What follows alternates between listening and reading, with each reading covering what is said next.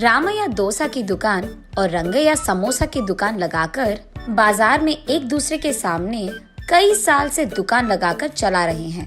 अब इन दोनों की एक दूसरे के साथ बिल्कुल नहीं जमती। रंगैया को हमेशा जलन होती थी कि रामैया उससे ज्यादा कमा रहा है। और इतना ही नहीं, हमेशा कोई ना कोई बात पे रामैया से लड़ते रहता है रंगैया। ऐसे उन दोनों के बीच में बहुत ज्यादा नफरत था। एक दिन शहर में पढ़ रहे रामैया का बेटा रमेश घर आता है। अगले दिन वो अपने पिता के बाजार में लगी दुकान के पास आता है। वहाँ चल रही व्यापार को देख रमेश अपने पिता से ऐसे कहता है, पापा, आप हमारे दुकान में ज्यादा ग्राहक लाकर ज्यादा पैसा कमाने के मार्ग नहीं सोचते हो क्या? अब जितना मेरा सोच है उसी में चल रहा है बेटा। जितना भी मेहनत करूं वही कमाई मिल रही है। पापा, मेहनत से नहीं, चालाकी से कमाए जाते हैं पैसे। शहर में इसी डोसा को दुगने दाम में बेचते हैं, पता है आपको? अब शहर के दाम में यहाँ कैसे बेचेंगे बेटा? अगर दाम बढ़ा भी देना तो कोई भी खाने नहीं आएगा। पापा, मैं ये नहीं कह रहा हूँ कि शहर के दामों में यहाँ बेचे, बल्कि ये कह रहा हूँ कि ऐसा कुछ करे कि शहर का लाभ हमें यहाँ मिले। तुम्हारा इरादा मुझे समझ में नहीं आ रहा बेटा, थोड़ा समझा दो। आपको समझाना नहीं, करके दिखाऊंगा, ऐसे कहता है रमेश। रामैया देखते ही रहता है कि रमेश कह क्या रहा है। और इतने में रमेश उनके दुकान के बाहर एक बोर्ड डालता है। उस पे लिखता है कि हमारे दुकान में जो भी ये स्पेशल डोसा खाएगा उसको 10 साधारण डोसा फ्री में मिलेंगे, और जो भी डोसा आप खाओगे उसके भी पैसे नहीं देने पड़ेंगे। पर अगर स्पेशल डोसा खा नहीं पाए तो 10 डोसा का पैसे देना होगा, ऐसे लिख देता है। बोर्ड पे जो लिखा उसने वही बाजार में जोर से चिल्लाकर सबको सुनाता है। ये सुनकर बहुत लोग खुशी के मारे उनके दुकान पहुंच जाते हैं स्पेशल डोसा खाने। स्पेशल डोसा खाने के लिए मैं तैयार हूँ। नहीं नहीं, मैं तैयार हूँ। ऐसे सभी आपस में बहस करते हैं। तब रमेश उनके दुकान के बगल में एक बड़ा सा टेबल और चेयर लगाकर जो भी इस प्रतियोगिता में शामिल होना चाहते हैं उनको एक के बाद एक इस कुर्सी पे बैठना होगा, ऐसे कहता है। उसके बाद ठीक उस टेबल के जितना बड़ा डोसा वो बनाकर वहाँ लाता है और उस कुर्सी में बैठे आदमी के सामने पेश करता है। वहाँ मौजूद सारे लोग यही सोचते रहते हैं कि वो आदमी उस डोसा को खा पाएगा कि नहीं।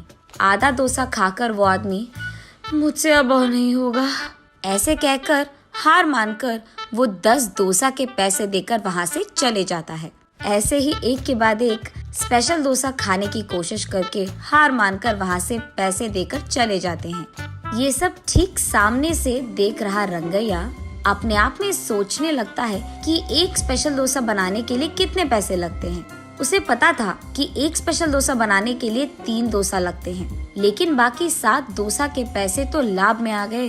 तब उसे समझ आता है और कहता है, बाप रे, ये 3 डोसा बनाकर 7 डोसा का लाभ ले रहा है। बस रंगैया को जलन होती है। कुछ भी करके मुझे भी ऐसे ही पैसे कमाने होंगे, पर क्या करूँगा? ऐसे सोच सोच कर, हाँ, मैं भी उसकी तरह समोसा का कोई प्रतियोगिता लगा दूंगा, ऐसे सोचकर अगले दिन रंगैया उसके समोसा के दुकान के बाहर ये लिखता है कि जो भी आदमी 20 समोसा खा पाएगा उसको 10 और मुफ्त में मिल जाएंगे। पर अगर 20 समोसा नहीं खा पाए तो 10 समोसा के पैसे देने पड़ जाएंगे। और यही बात चिल्ला चिल्ला कर बाजार में सबको बताता है। ये सुनकर बहुत सारे लोग रंगैया के दुकान आते हैं प्रतियोगिता में शामिल होने। जो लोग आते हैं उनमें से कई सारे आसानी से 20 समोसा खा लेते हैं और रंगैया के अनुसार ही वो 10 और मुफ्त में ले लेते हैं और वहाँ से चले जाते हैं। ये देख रंगैया को चक्कर आ जाता है।